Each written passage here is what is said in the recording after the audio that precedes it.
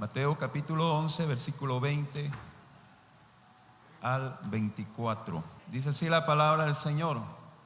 Entonces comenzó a reconvenir a las ciudades en las cuales había hecho muchos de sus milagros, porque no se habían arrepentido, diciendo: ay de ti, Corazín, ay de ti, Betsaida, porque si en Tiro y en Sidón se hubieran hecho los milagros que han sido hechos en vosotras, tiempo ha que se hubieran arrepentido en cilicio y en ceniza.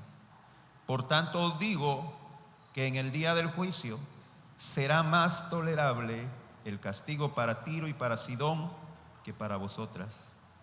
Y tú, Capernaum, que eres levantada hasta el cielo, hasta el Hades serás abatida, porque si en Sodoma se hubieran hecho los milagros que han sido hechos en ti, habría permanecido hasta el día de hoy. Por tanto os digo que en el día del juicio será más tolerable el castigo para la tierra de Sodoma que para ti. Hasta ahí vamos a dejar la lectura. Oramos. Padre, gracias por esta mañana que tú nos has permitido adorar y bendecir tu nombre.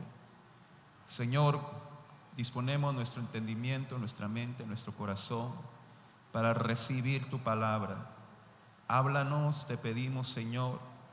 Habla nuestra mente, nuestro corazón, que podamos ser edificados, exhortados, consolados, fortalecidos a través de tu palabra, y que toda obra del diablo que quiera estorbar o distraer sea reprendida en el nombre de Jesús. Sea establecido tu reino esta mañana en este lugar.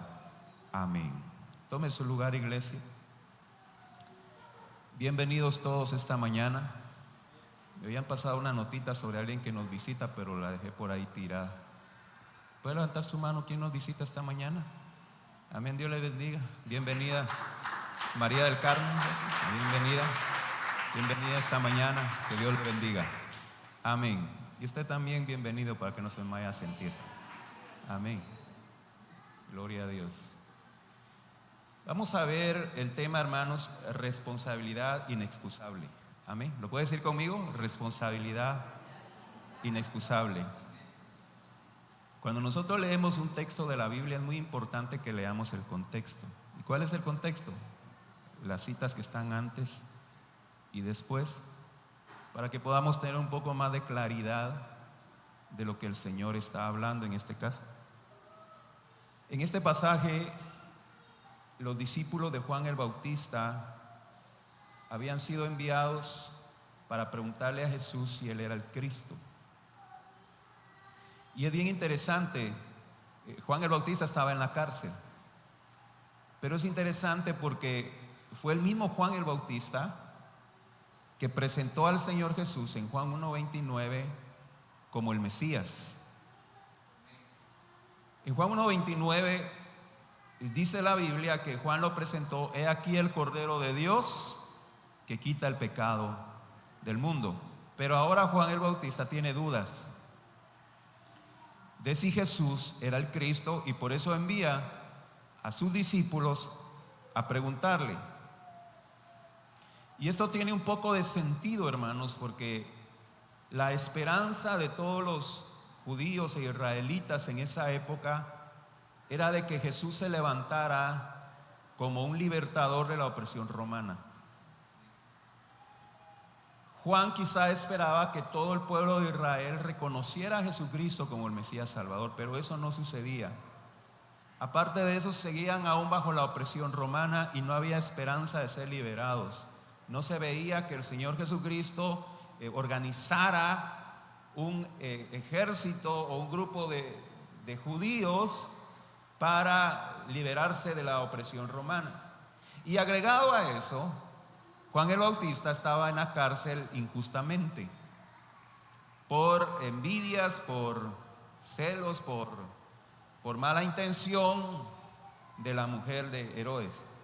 Bueno, y todo eso hace que surja la duda en su corazón. Aquel hombre que presentó a Jesús como el Cordero de Dios que quita el pecado del mundo, ahora duda si Él es el Cordero de Dios que quita el pecado del mundo. Pero es por lo mismo, porque las circunstancias que estaba viviendo en esa época, en ese lugar, y las circunstancias personales lo hacían dudar en su corazón. El Señor Jesucristo, cuando los discípulos de Juan llegan, le responde: cuéntenle los milagros, las sanidades, las señales que se están realizando en este ministerio, como prueba de que Él es el Mesías Salvador.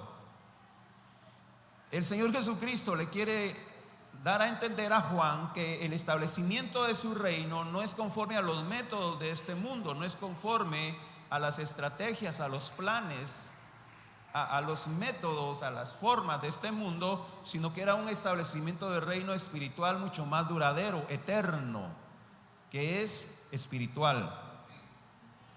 Ahora, después que entendemos esto, ahora vamos a entender que Jesús, en los inicios de su ministerio, lo desarrolló en la región de Galilea. Sabemos que Jesús nació en Belén, y Belén está al sur, en la región de Judea, cerca de Jerusalén, pero se crió en el norte, en Nazaret. Por eso le dicen Jesús de Nazaret. Esa ciudad o ese pueblo de Nazaret estaba en la región de Galilea. Ahí en esa región de Galilea, el Señor Jesucristo desarrolla su ministerio. Ahí en esa región el Señor Jesucristo predica, hace milagros, sanidades. Y es por eso, hermanos, que en los versos que leímos, el Señor dirige un lamento por estos poblados de Galilea, debido a su incredulidad y debido a la dureza de su corazón. Amén. Esto en el contexto de que Juan esperaba que la gente se convirtiera, pero no se habían convertido. Y entonces el Señor Jesucristo, en el versículo 20, dice: entonces comenzó a reconvenir a las ciudades en las cuales había hecho muchos milagros, porque no se habían arrepentido. Las ciudades de Galilea en esa época fueron grandemente privilegiados de ser testigos del glorioso ministerio de Jesucristo. Ellos conocieron personalmente al Señor Jesucristo, el Dios hecho carne. Juan 1:1 dice: el principio era el verbo, y el verbo era Dios, y el verbo era con Dios. Es decir, el Señor Jesucristo es el Dios hecho carne. Y estos pobladores de Galilea, y posteriormente también Jerusalén, las regiones de Judea, fueron testigos del ministerio del Señor Jesucristo aquí en la tierra, pero en su mayoría no le creyeron. Ahora, si bien es cierto, el ministerio del Señor Jesucristo, hubieron muchos milagros y muchas señales, debemos entender, hermanos, que el principal objetivo del ministerio del Señor Jesucristo era predicar la palabra. Amén. Dar a conocer el evangelio, el establecimiento del reino de Dios entre los hombres. Así que la palabra que el Señor Jesucristo predicaba era una palabra llena de poder, de unción, una palabra de verdad y llena de revelación. Cuando usted lee en la Biblia, en Mateo capítulo 7, versículo 28 y 29, dice: y cuando terminó Jesús estas palabras, la gente se admiraba de su doctrina. Versículo 29, porque les enseñaba como quien tiene autoridad y no como los escribas. Cuando Jesús empezó a predicar, hermanos, la palabra que el Señor Jesucristo predicaba era llena de poder, de unción, conmovía los corazones de las personas. Pero estaba en la decisión de ellos reconocerlo como su Señor y Salvador, pero no lo hicieron muchos. No lo hicieron muchos. Hay muchos predicadores que se frustran porque predican y predican con toda su gana, predican con toda su fuerza, y cuando hacen el llamado son muy pocos los que se convierten y se frustran. Y algunos dicen, me faltó unción, me faltó más, me faltó ponerle más gana a mi predicación. Pero no es eso, hermano, es la dureza del corazón de las personas. Porque al mismo Señor Jesucristo lo rechazaban cuando Él predicaba. Los líderes judíos habían enviado alguaciles para arrestar al Señor Jesucristo, pero no pudieron. Dice Juan 7:46, los alguaciles respondieron, jamás hombre alguno ha hablado como este hombre. Los alguaciles no pudieron arrestar al Señor Jesucristo solo escuchando su predicación. Al escucharlo predicar, los alguaciles sintieron temor, porque la palabra que el Señor Jesucristo predicaba era una palabra de poder. Por eso la gente decía, wow, ese hombre cuando predica sí tiene autoridad, no predican como los escribas y fariseos. Qué glorioso privilegio tuvo esta gente de escuchar el mensaje de labios de nuestro Señor Jesucristo. Han habido predicadores, hermanos, en la historia de la iglesia, predicadores que han sido muy famosos. Por ejemplo, está Charles Spurgeon, que es considerado el príncipe de los predicadores. John Wesley. Predicadores que cuando ellos abrían sus labios para proclamar el mensaje, los corazones eran conmovidos. Si estos predicadores, siendo hombres como usted y como yo, conmovían a la gente, imagínense la predicación del Señor Jesucristo. Y qué glorioso privilegio tuvieron estas personas de poder escuchar el mensaje de Jesucristo. Es más, hermanos, en Mateo 13:58 dice la Biblia que Jesús no pudo hacer milagros en Nazaret porque no le creían. En Nazaret, donde Él se crió, decían, pero si este es el hijo de María, el hijo de José, sus hermanos, Jacobo, están aquí con nosotros, sus hermanos, y nosotros lo conocemos.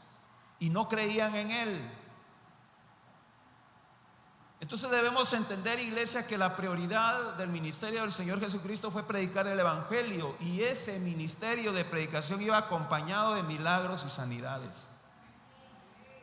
Pero para la gente no era suficiente esos milagros y esas sanidades. Ellos querían ver más milagros, más señales. Querían ver señales aún más grandes, señales más maravillosas, más impactantes para ellos. Usted se recuerda que en la Biblia, en el libro de Juan, aparece que el Señor Jesucristo alimentó a más de 5,000 personas con 5 panes y 2 peces. Y después de que Jesús hizo ese milagro de la multiplicación de los panes, dice la Biblia que Él se fue de la gente porque sabía que lo querían hacer rey. Se escondió, pero la gente lo buscó y lo encontró al otro día y lo querían hacer rey. Pero el Señor les dice, ustedes me buscan no porque quieren oír mi palabra, sino porque quieren que les dé de comer.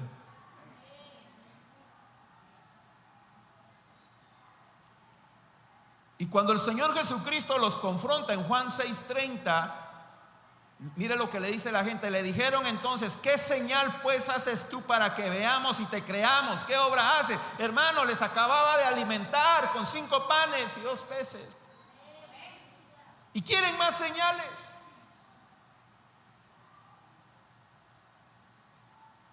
Es que para muchos no es suficiente, ¿verdad?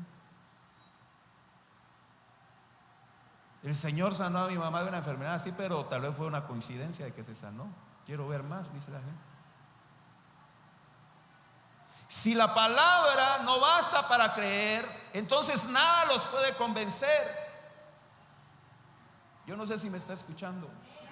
Si la palabra de Dios no los convence para salvación, entonces nada los puede convencer.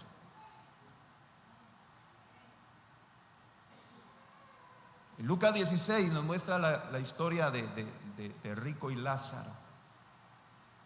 Muere Lázaro y se va al seno de Abraham, muere el rico y se va al lugar de tormento. Estando en el tormento, el rico le dice a Abraham: envía a Lázaro que moje mi lengua porque estoy sufriendo. Y le dice a Abraham: no se puede. Entonces envía a Lázaro a que le predique a mis hermanos. No, le dice Abraham. A Moisés y a los profetas tienen, se refiere a la Biblia. La palabra tienen. Le dice el rico: no van a creer si se les predica la palabra, pero si se levanta alguien de los muertos, sí van a creer. Mire lo que dice Lucas 16:31. Mas Abraham le dijo: si no oyen a Moisés y a los profetas, tampoco se persuadirán, aunque alguno se levante de los muertos. La gente de ciencia, los ateos, dicen: queremos ver pruebas de que Dios existe. Dios les puede presentar pruebas, hermanos.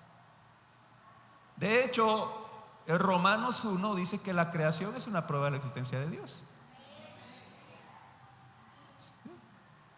La creación es una prueba de la existencia de Dios. Hace un tiempo yo hablaba con un ateo y me decía: mostrame prueba de la existencia de Dios. La creación. No, esa no es prueba. Entonces, ¿quién hizo todo eso?, le pregunto yo. Se queda. No, un ateo no sabe explicar quién creó todo esto. Mire, hermano, hay que tener más fe para ser ateo que fe para creer en Dios. Porque los ateos creen que esto salió de la nada. Hermano, mire, uno no puede ni siquiera imaginarse la nada. Intenta imaginarse la nada. No puede, porque no es nada. La nada es imposible imaginarse. Imagínese, si no se puede imaginar uno la nada, ¿cómo puede crearse algo de la nada? Solamente el poder de Dios pudo crear el cielo y la tierra. ¿Cuánto le dan gloria a Dios, el Señor?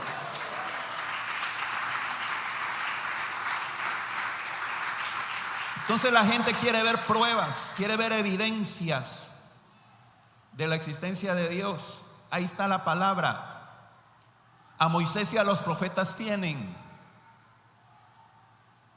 Que le escuchen la palabra de Dios. No, yo no me conformo con la Biblia. Yo quiero ver más pruebas. Si no le creen a la Biblia, entonces, aunque se levanten los muertos a predicar, no van a creer. Por eso el apóstol Pablo en 2 Corintios 5:7 dice: porque por fe andamos, no por vista. Ahora, todo esto, hermanos, estamos sobre estos pueblos de Galilea que vieron las señales, vieron los milagros del Señor Jesucristo y no creyeron. No creyeron a Cristo Jesús. Entonces, en el versículo 21 en adelante dice: ay de ti, Corazín, ay de ti, Betsaida, porque si en Tiro y en Sidón se hubieran hecho los milagros que han sido hechos en vosotras, tiempo ha que se hubieran arrepentido en silicio y ceniza. Por tanto os digo que en el día del juicio será más tolerable el castigo para Tiro y para Sidón que para vosotras. Y tú, Capernaum, que eres levantada hasta el cielo, hasta el Hades serás abatida, porque si en Sodoma se hubieran hecho los milagros que han sido hechos en ti, habrían permanecido hasta el día de hoy. Por tanto os digo que en el día del juicio será más tolerable el castigo por la tierra de Sodoma que para ti. Aquí menciona el Señor Jesucristo unas ciudades paganas, Tiro y Sidón. Tiro y Sidón estaban al norte de Israel. Y en la historia bíblica, entre Tiro y Sidón e Israel, pues habían tiempos de alianza y había tiempos de guerra. Tiro y Sidón es la tierra donde venía Jezabel. Pero también Tiro y Sidón es la tierra donde Jesús se maravilló por la fe de la mujer sirofeniza. Amén. Mateo capítulo 7. Tiro y Sidón sufrieron el castigo de Dios en el tiempo de los profetas, pero en la época de Jesús todavía existía. Actualmente Tiro y Sidón ya no existe. Donde era Tiro y Sidón ahora es el Líbano, el país del Líbano. al norte de Israel.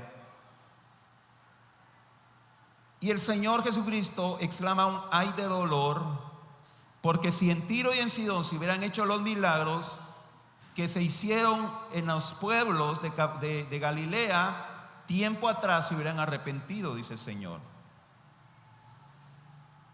El Señor Jesucristo visitó Tiro y Sidón, pero lo visitó para descansar, no para predicar. Y estando en unos días de descanso fue cuando se le apareció la mujer sirofenisa pidiéndole al Señor un milagro por su hija. Pero el Señor Jesucristo la ignoró, pero ella siguió insistiendo.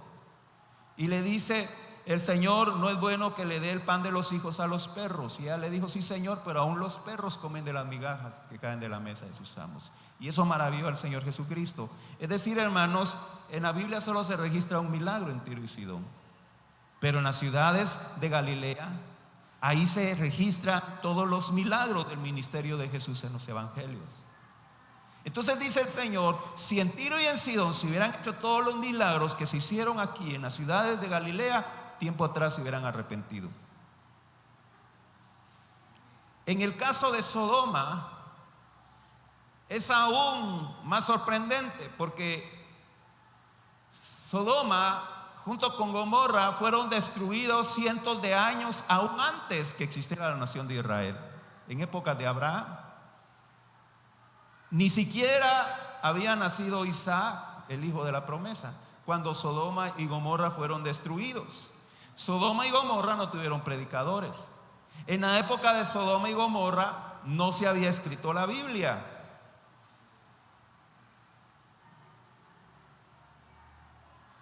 Y el Señor Jesucristo dice: si ellos hubieran tenido la oportunidad que ustedes tienen ahora de escuchar el mensaje, Sodoma y Gomorra se hubiera arrepentido.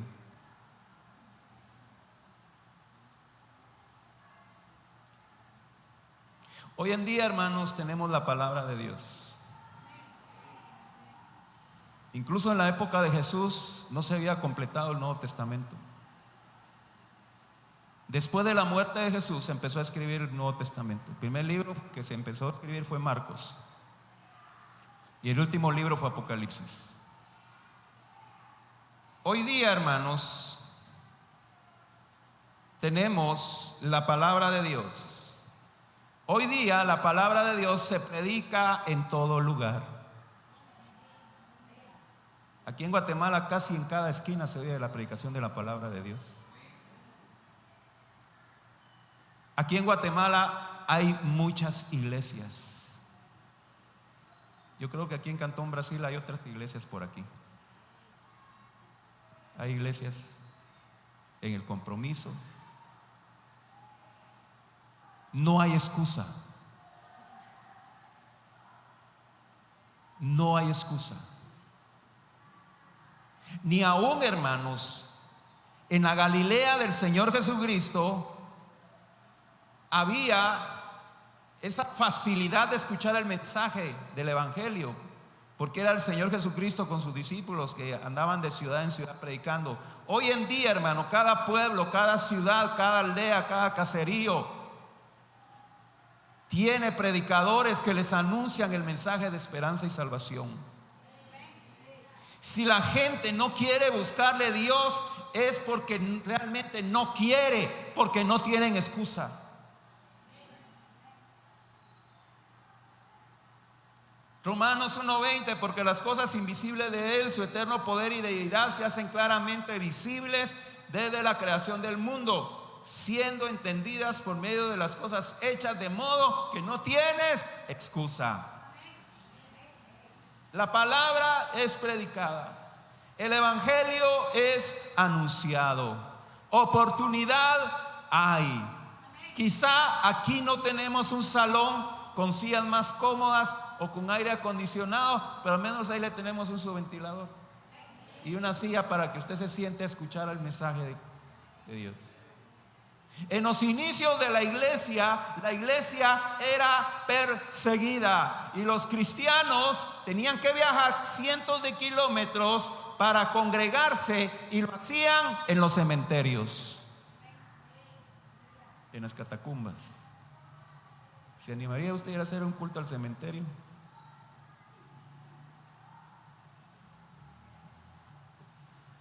y ahí calladitos, que no nos escuchen, porque si los escuchaban los romanos, los iban a matar. Y tenemos libertad, hermano, tenemos micrófonos con bocinas y que oiga todo el mundo. No hay excusa. ¿Cuál es la excusa de muchos que no vinieron hoy al culto? ¿Cuál es la excusa? ¿Muy lejos? ¿Mucho calor?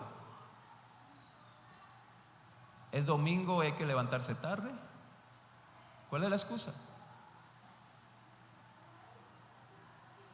Eso es lo que le vamos a ir a decir al Señor cuando nos presentemos delante del tribunal. Ay, Señor, es que a las 8 era el culto tan temprano.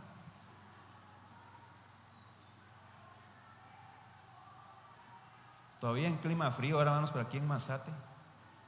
A las 8 de la mañana estar enchamarrado.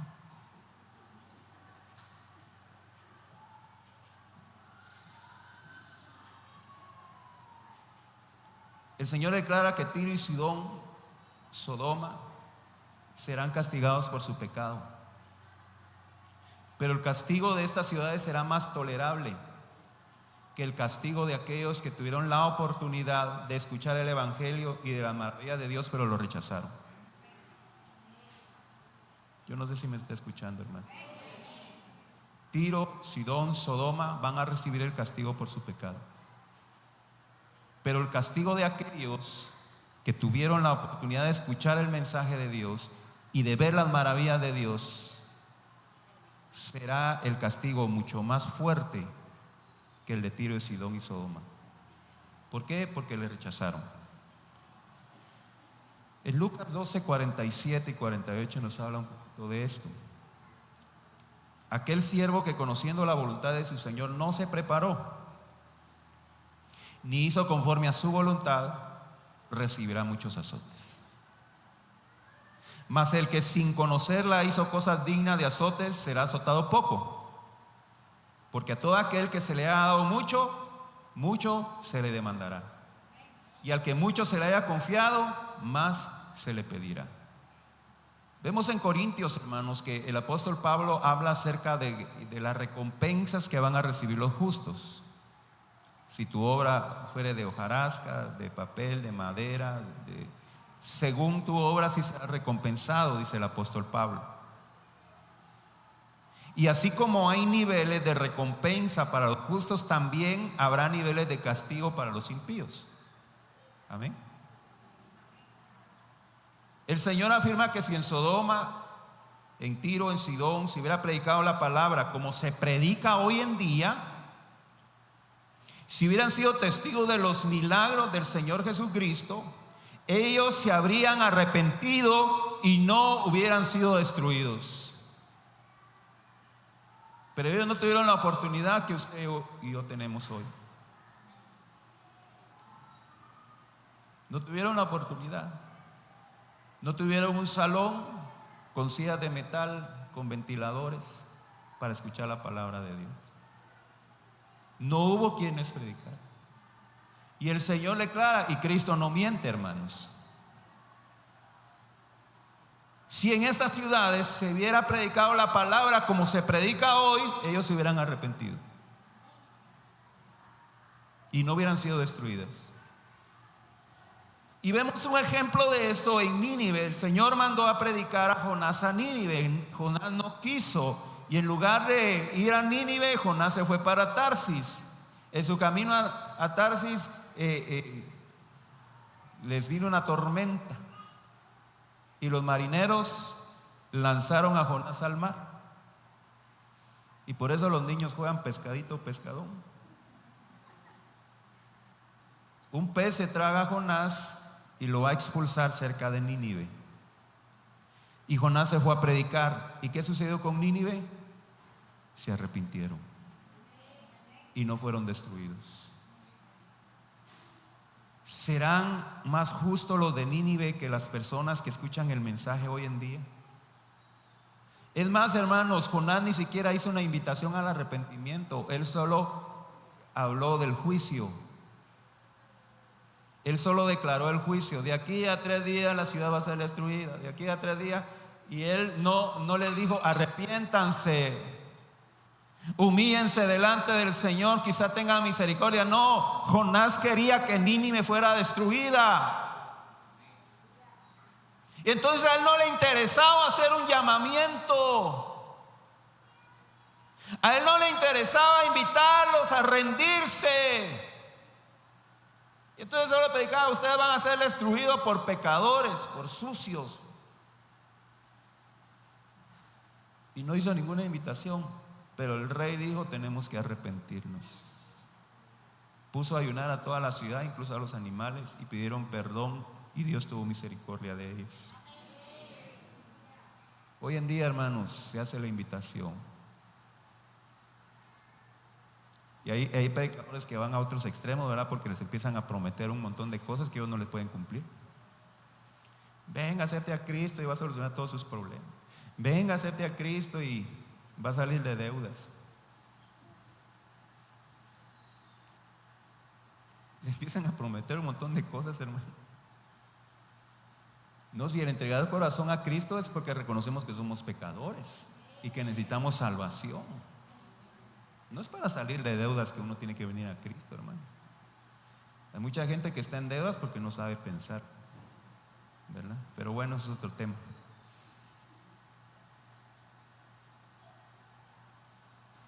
Pero miren, hermanos, el Señor Jesucristo estaba muy dolido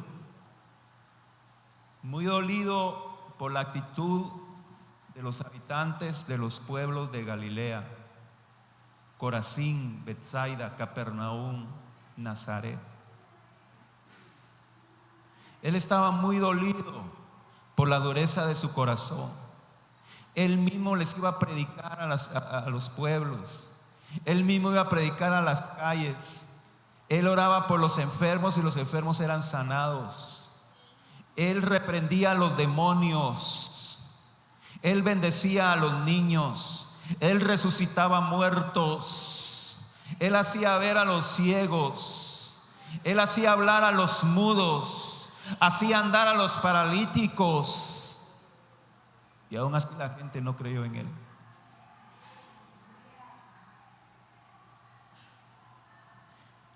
Aún así la gente se dormía en el culto, ¿verdad? Ay, perdón si lo ofendí.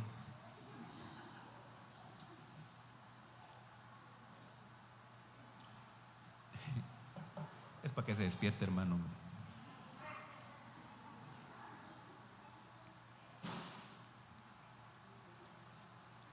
El Señor estaba muy dolido, hermanos, por la actitud indiferente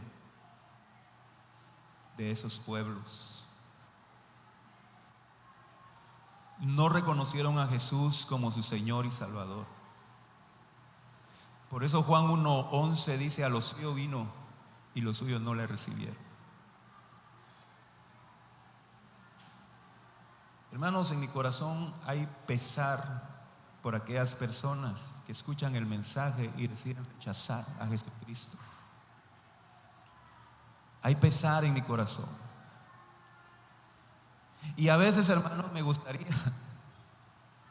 mire qué malo es uno, pero a veces me gustaría, como muchos predicadores que andan predicando ahí, maldiciendo a la gente: arrepiéntanse, cara de chuchos. Pero es por lo mismo, hermano, esa frustración de que el mensaje es predicado y la gente dura de corazón.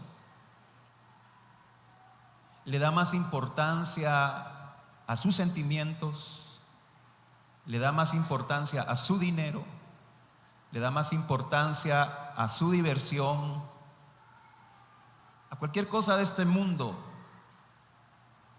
que aquel que derramó su preciosa sangre en la cruz por nuestros pecados. Y el Señor Jesucristo, días antes de ser crucificado, llora por Jerusalén. Jerusalén, Jerusalén, cuántas veces quise juntarte como la gallina junta sus polluelos, pero ustedes no quisieron.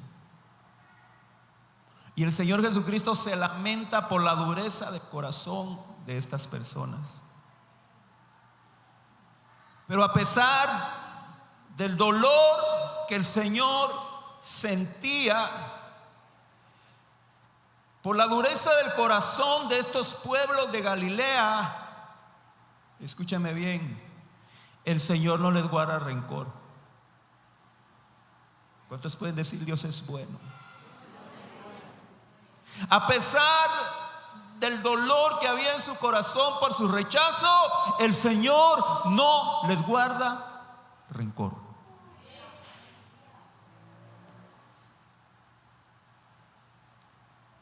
Y en lugar de maldecirlos, mire lo que hace. Sigamos leyendo ahí siempre en Mateo 11, solo que el versículo 28 y 29. Mire lo que hace el Señor amoroso. Después de decir: ay de ti, Corazín, Betsaida, si los milagros que hicieron en Sidón y en Tiro si hubieran hecho tiempo atrás, se hubieran arrepentido. Después de decirlo, dice en Mateo 11, 28: venid a mí todos los que estáis trabajados y cargados, y os haré descansar. Llevad mi yugo sobre vosotros y aprended de mí, que soy manso y humilde de corazón, y haréis descanso para vuestras almas. A pesar de su rechazo, el Señor no les guarda rencor, al contrario, le hace la invitación de venir a Él. Aquí estoy, dice el Señor. ¿Estás cansado? ¿Estás frustrado? ¿Te han desilusionado? ¿Has probado todo y no has encontrado solución? Aquí estoy. Vengan a mí los que están trabajados y cargados, yo les voy a dar descanso. ¿Acaso no es bueno nuestro Dios? Aprended de mí, que soy manso y humilde de corazón, y van a encontrar descanso para sus almas. Les hace la invitación: vengan a mí, vengan, aquí estoy. Yo puedo darle la satisfacción que su alma necesita. Yo puedo darle la salvación que su alma necesita. Vengan a mí si están trabajados y cargados, y yo los haré descansar. Pero aún así, los galileos no quisieron. ¿Qué actitud vamos a tomar nosotros, iglesia? ¿Vamos a ser como los galileos? ¿O vamos a recibir a Jesucristo como nuestro Señor y Salvador? ¿Vamos a prestar atención a su palabra, a su mensaje? Miren, hermanos, nosotros como pentecostales creemos en la manifestación del poder de Dios. Amén. Nosotros como pentecostales creemos en el poder de Dios, que Dios es el mismo de ayer, hoy y por todos los siglos. El Dios que puede sanar, el Dios que puede hacer milagros, el Dios que puede manifestar su poder en su pueblo. Sin embargo, no espere usted manifestaciones para creer. Yo no sé si me está escuchando. No espere manifestaciones para creer. No espere que Dios lo sane para creer. Si Dios me sana, gloria a Dios. Y si no me sana, gloria a Dios. Eso fue lo que dijeron los amigos de Daniel cuando los iban a echar al horno de fuego por no arrodillarse delante de la estatua. Y el rey les dice: le doy oportunidad para que se arrodillen y sean librados del horno de fuego. No, le dice: nosotros no nos vamos a arrodillar. Mi Dios, nuestro Dios, nos puede librar de ese horno de fuego. Aún así, Él no quisiera librarnos, nosotros no nos vamos a arrodillar.